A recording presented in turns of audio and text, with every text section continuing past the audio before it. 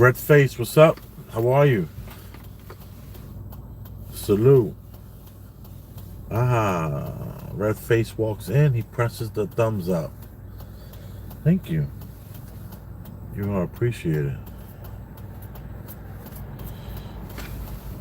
I don't know if you all heard the new Corbett report, or at least the latest. This late, he does like one a day lately, but so good.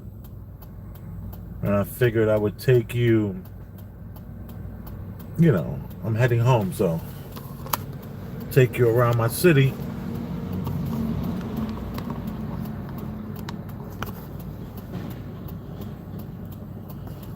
Yeah, I'm about to play it right now. It's really good. It's 9 minutes. Here we go.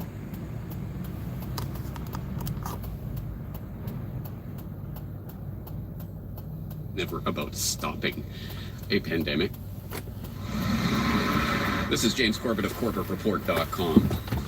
2006, a 15-year-old high school student from Albuquerque, New Mexico, won third place in the Intel Science and Engineering Fair for her project on slowing the spread of an infectious pathogen during a pandemic emergency.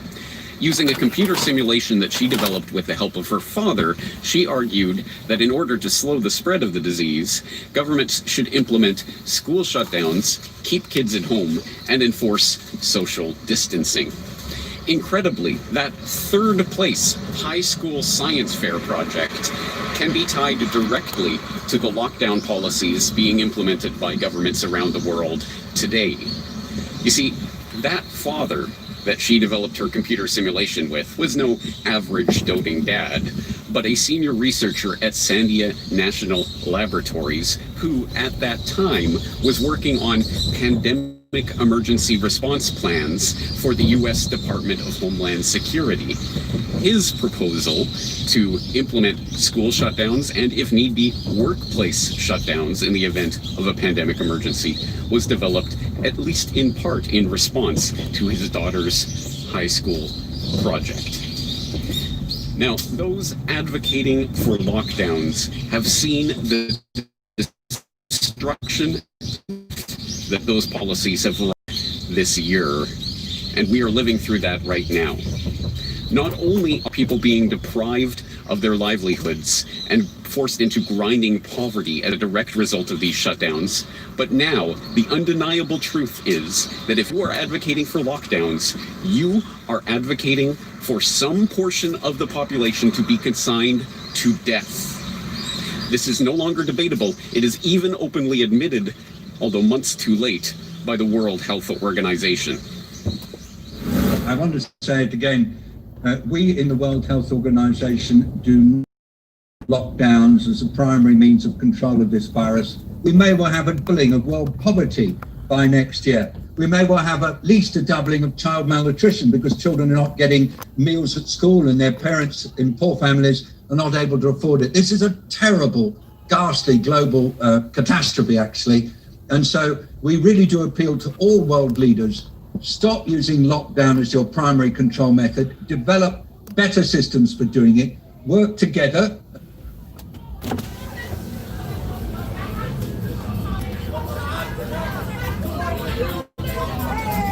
Right.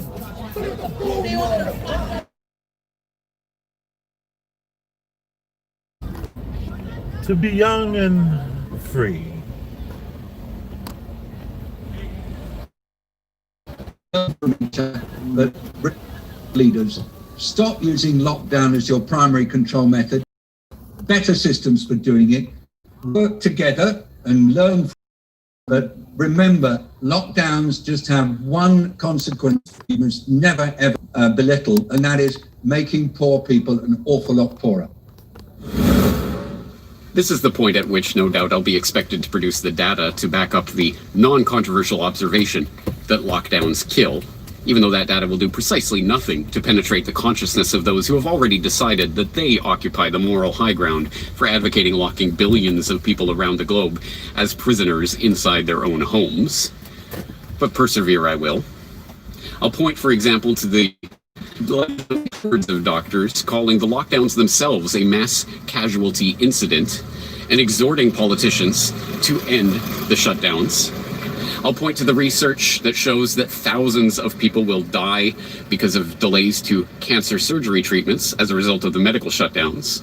I'll point to the research of the Wellbeing Trust showing that 75,000 Americans are expected to die deaths of despair, including alcohol and drug misuse and suicide this year alone as a result of the lockdowns. I'll point to the research of The Lancet showing that 265 million people are expected to be thrown into severe food insecurity as a result of these lockdowns. I will even point to the research showing 125,000 children are expected to die from malnutrition as a result of these lockdowns. But as I say, none of these deaths will matter to those who have already decided that they are right and virtuous for advocating locking vast swaths of the human population inside their own homes to starve to death in the name of slowing the spread of a disease that even the epidemiologists who have been wrong about everything this year tell us will kill less than 1% of the infected. Yes, slowing the spread, not stopping the spread. This was never about stopping a pandemic. Even the lockdown advocates never advocated that. Somehow that has been forgotten, and 15 days to flatten the curve has turned into a never-ending carte blanche for the biosecurity state to implement any number of draconian policies on its population, any number of policies on the checklist of the would-be dictator, not only locking people inside their own homes, but constant surveillance of the population through the contact tracing and tracking apps that are increasingly being implemented around the globe, and inevitably the proposals for mandating the experimental vaccines, which agents of the state will forcibly inject into people against their will. This is not acceptable. We cannot allow this to stand. If we forsake this, our most basic right, the right to step foot outside of our own homes, then we forsake our humanity itself. An important part of what makes us human is being taken away from us in the name of stopping the spread of COVID-19. But there is good news for those who have managed to retain their sanity in the time of insanity. We do not need a complicated plan in order to subvert this agenda. We do not need special deputization or to ask permission from the government. We do not need to join any particular political party or even any particular protest movement. All we have to do is disobey these unlawful orders. The persistent anti-lockdown protesters said they will not forget Melbourne's strict 112-day measures as they took to the steps of Parliament. They carried signs saying don't trust the government and chanted for police to join them in their rally. I've lost friends, I've lost family who've killed themselves. I've seen clients die because they've lost their livelihood. I'm sorry to hear that. I know you are, and I'm asking for you to guys have some compassion. Could you arrest us all? Because from what I'm gathering here in this area, we are all banding together and going against our governor.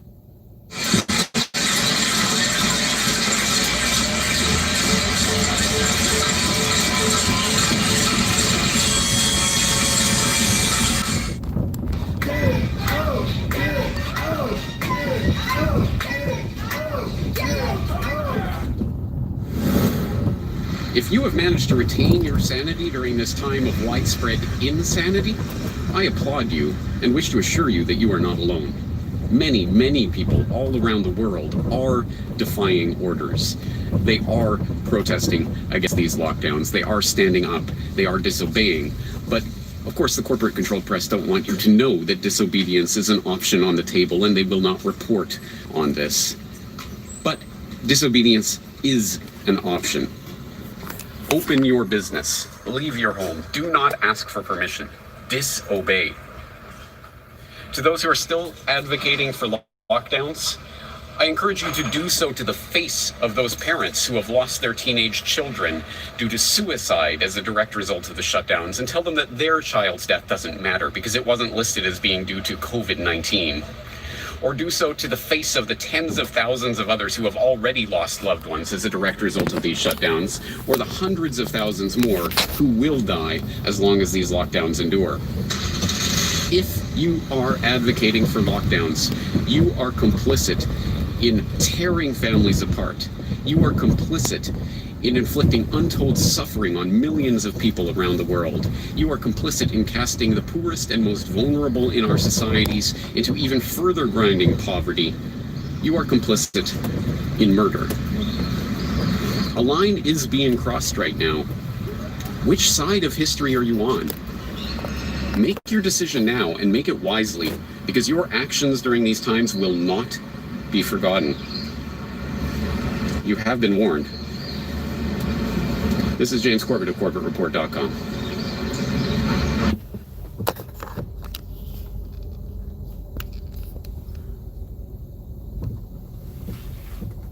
It's so much going on right now, and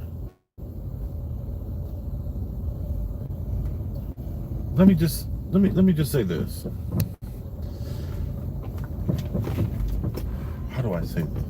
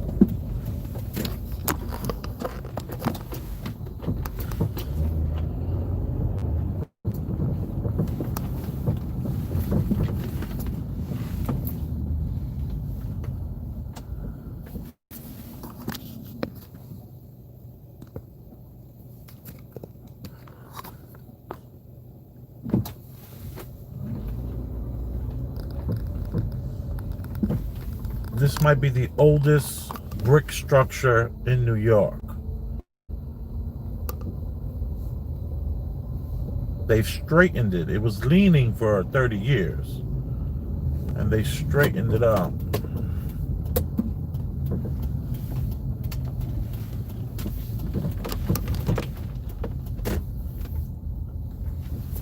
And that goes to this here.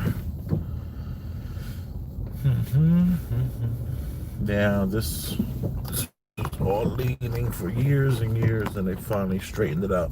It looks like they suffered from some graffiti, so they had to power wash the walls, because, you know, no one has any damn respect. So I guess in order to get that building here, you didn't have to have a lot of respect for a lot of people. You had to step on a lot of people to just even get here. So if now people are stepping back, what can we do? You know, what they say, que sera, sera. So many Vogue magazine shoots have been done on this block that this car is on right now, and so much fashion has been shot on these blocks that I just drove by. Hey everyone, how are you? Big Elvis the Chef, I am here, listening to the Corbett Report. I mean,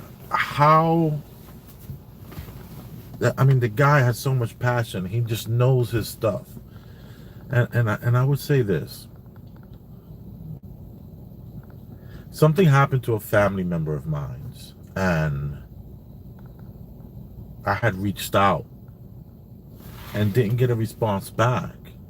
And then I reached out again and didn't get a response back. And I started to say to myself, hey, what's going on? I'm not used to not receiving a text back, at least, you know, even though there has been times where I have tried to call and I didn't get through throughout the years. But it was kind of strange when I got to the third or fourth call that I didn't get a return call. And then I wound up getting a return call eventually, like, days later. Like, once I stopped calling, maybe 2 days, 3 days later, I get a call. And this family member of mine is telling me that the reason why they didn't pick up my calls, or the reason why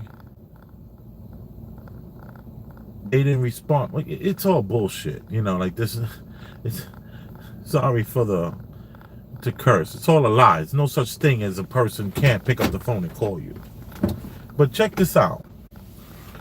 This person that I'm speaking of is telling me that the reason why they didn't pick up my calls or return my calls was because they were under investigation with this tracing, and that they had to leave their phone at home because this person was afraid that if they were able to track where he went, they would then start to contact other people. I'm not saying this is not a real thing. I'm just saying you could have fucking called. You rude fuck. You know who I'm talking to. You probably, I don't know if you're looking right now, but it was rude. I'm sensitive like that. I don't want to call nobody 3-4 times and they're not at least returning my call, sending me a text. That's just ridiculous. Come on. I only call like 7 people. And all these 7 people, to me, I believe, have been vetted to understand that we have some sort of commonality where you wouldn't do that. But anyway, let me digress.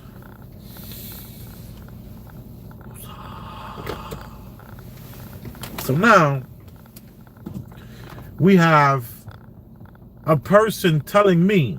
So I say to this person, I said, listen, you telling me that you were under some sort of investigation and you didn't want to jeopardize a person that you was with's job, so you complied. Oh, but before that was even said, I hear all this long story. Oh, yeah, this is what happened. All this kind of, I'm like, okay. You're covered in drama. I get it. And then I'm told by this person, they're like, I said to them, one thing though. You could have said no.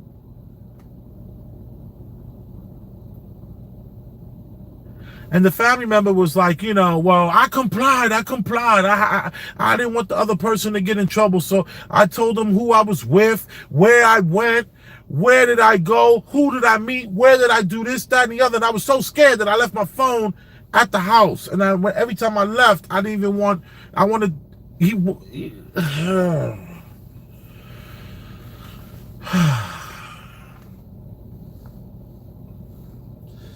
Sometimes you don't know how pissed off you are about something until you start really talking about it. And you just keep that stuff inside. You just be like, it's no big deal. It's no big deal. I'm okay. No big deal. And then you start talking about it. And you're like, what the hell? But we're talking about, you can say no. Somebody call my phone and try to find out who I was with. Give that a try. See how I'm gonna treat you. See how I'm gonna. You want to see how I'm gonna treat you? Call me and ask me who I was with. Not gonna happen. Not gonna happen. We're becoming cowards. We're becoming cowards. I even find myself wearing that damn mask more. There was a time where I would not even go into a store if I had to wear a mask. Because I walked in the store, no mask, on my face, with my head up high, whatever. Now,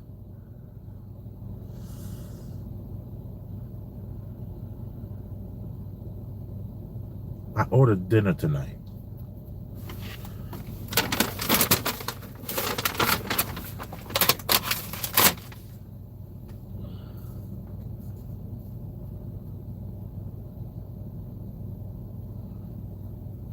Not a lot of information, just my name.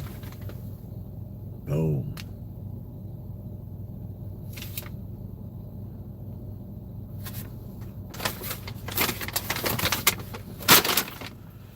So I ordered dinner, and I put on the mask and walked in and paid for my food and walked right out. Where normally I would have not even had it on. So I feel that if I am as hardcore as I am, bowing down to this BS, because now, I mean, the ticket said 9:30. This city is shutting down at 10 o'clock. I would have been forced to have to eat, like, you know, from a cart or something like that. Don't get me wrong, this leftovers from yesterday, but all my point is this: he's scared. Dude, you're scared. You're scared that they're going to. You're scared to say no. You're scared to say, listen, man, I can't help you. I don't want to invade anyone's privacy, but I can't help you.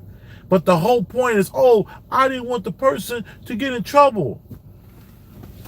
Then it sounds like you need to get that person from around you, man. That sounds like if I have to compromise who I am, the person that I am, if I have to now say, damn, I gotta tell them who I was with last night at that party because somebody was sick nearby and I don't want no smoke, so I'm gonna tell them. Nah. Are you kidding me, man? I wouldn't have anyone around me that I would have to then comply. If I gotta comply, then I'm not having anyone around me that forces me to not be who I am, that forces me not to be the American that I am. Okay? The American, we're all becoming damn pussycats. That's what we all becoming, and forget about the cat.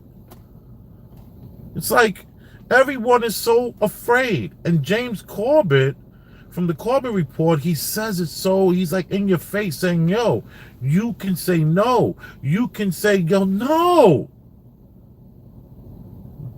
A mandate is in the law. A guideline is in the law. None of this stuff is legal. These are all suggestions.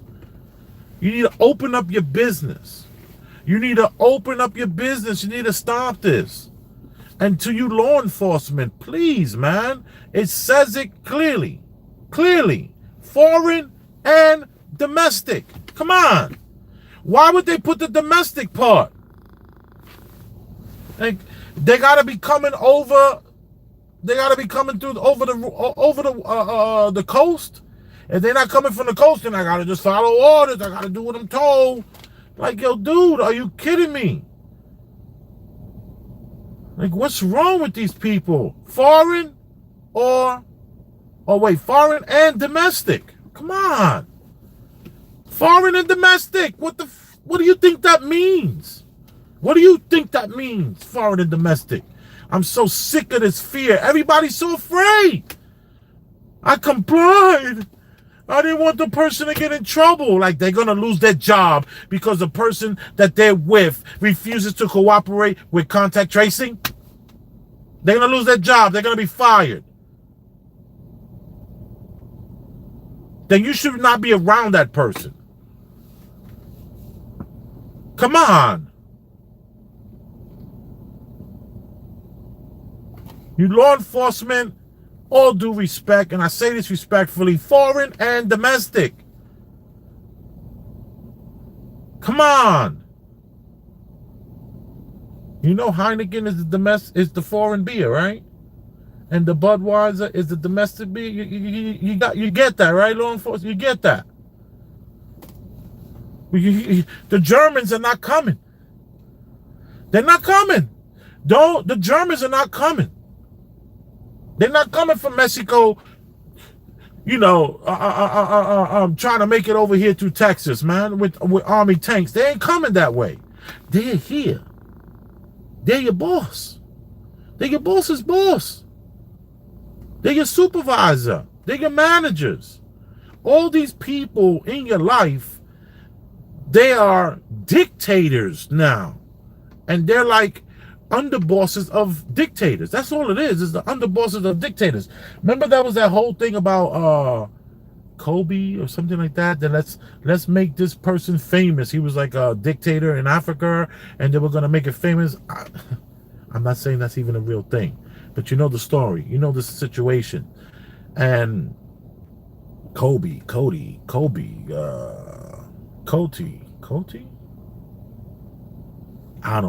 we know what I'm talking about.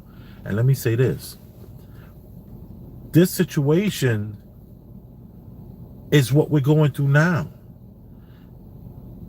People are making up rules for the rest of us, and there's a huge chunk of people that are gonna die.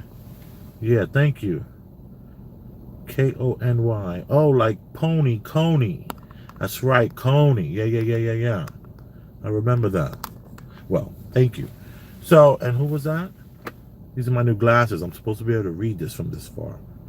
Jav.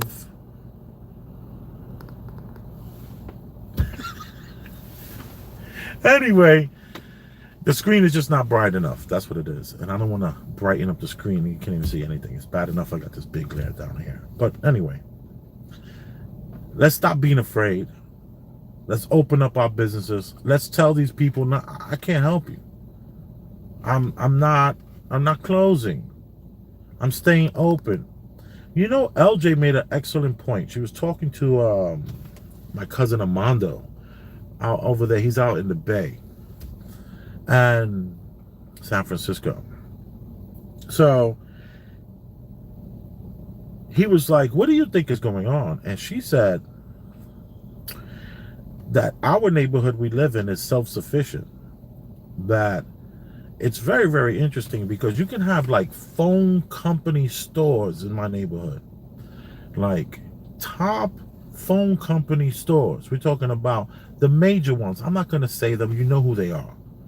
Okay? Not the little rinky-dink ones. Even the major ones. And what happens is you have these stores, not just like restaurants and not barbershops, not just nail salons, but actual stores that are corporatized and no one speaks English. You can walk into one of those stores and there's only one person that speaks English and the rest do not speak any English. It's absolutely bizarre. And this community, up the block from my house, a guy opened up a fruit stand. He put a van, the worst van you can ever see. LJ even said that she saw the guy on the Cross Bronx broken down. This is how trashy this van is. The van probably cost like maybe $300. He basically just needed a box on wheels. Or he just needed a box. He just got one with wheels. And he puts all his fruit in this box. I don't know how the fruit can survive in like 100-degree heat. But the guy did it. He got a van and he got fruit. And we're talking about no exaggeration. We're talking about the guy it was like a story in a movie. He had like $40 worth of fruit he was selling. And he did that for about a week. And then, lo and behold, the guy has $100 worth of fruit selling right there on the corner. No license, no, he wasn't a veteran, none of that stuff. Just a guy selling fruit on the corner. And within about 2 months, 2.5 months, he had 2 workers. He had a female and a male. And he had tons of fruit, hundreds and hundreds of dollars worth of fruit. I would get the case of mangoes from him. He was like $18. I was just like, I know I could get it for like, $12, $9 over there in Queens, and I'm over there heavy. But I gave the guy a play. I gave him the $18 for the mangoes, for the case. So I've done that a couple of times with him. I've gotten a few things. I told him, listen, how about you get some onions, And he's like, oh, okay. And actually, the guy had like a bunch of onions. So I bought some onions so we can use, because we buy the onion like one at a time. I'm not buying a big bag of onions. So now And we buy onions like every other day. But anyway, because LJ likes to shop. She likes to go out and shop and do her rounds and say hi to all the people. You know, she's such a people person. And they have flower shops, like on the corner stores. They have flower shops. Inside the corner stores, they selling food. And no one speaks any English. No one. I mean, we're talking about, it's like bizarre. And they are making so much money, and not even a lot of money. They're making enough money to survive, but they all have these employees, and all these employees, everybody's like renting rooms, but it's a thriving community. And this is what she said. LJ said that the system that we're in, and they do not want that to happen again. And my cousin's like, who's they? Who's they? And she's like, the power structure. The power structure no longer wants these subcultures creating such so much commerce, so much money is being moved around from the fruit stand. And let me tell you, my neighborhood, if you stand on the corner, you're going to see 5 Lambos a day. You're going to see 13 Bentleys. You're going to see I see a guy driving the Tesla with jet skis in the back. I'm lying. A friend of mine told me that. He was like, yo, I just saw a guy with a Tesla with 2 jet skis in the back. I didn't see it, but, you know, I tried to steal that, but that wasn't true. And, you know, it's popping. The money is out there. Monies are being moved on so many different levels. And the system that we live in, they can't stand that. They want so much control. They want to grab you and have you covet their currency. They want you to covet all their things. And then in this neighborhood, they have all these furniture stores. Oh my God, with the tackiest furniture you ever seen in your life. Mirrors and stick on, you know, you take one of those, what's those glue stick guns, and you take, like, you know, little mirrors and you just glue stick them everywhere, and you charge $1,500. They're gonna buy it. They got mirrors, you know, it's like IG influencers furniture, store after store after store after store.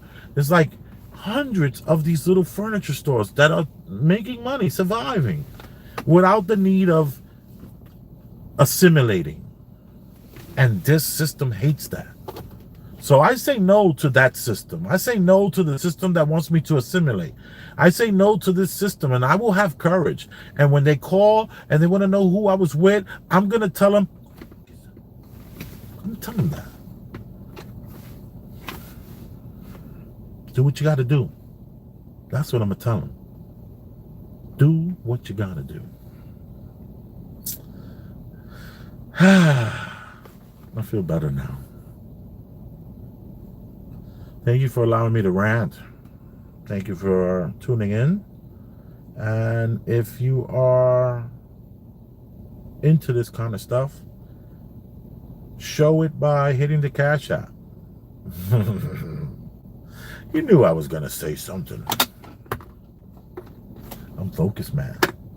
And that's Elvis Rosenberg. That's $ Elvis Rosenberg. The E and the R are capitalized. So capital E for Elvis and capital R for Rosenberg. And it's spelled like the channel. You are appreciated. Say no. Come on. We used to be so tough in America. At least so we thought. So we think. Have we always been weak?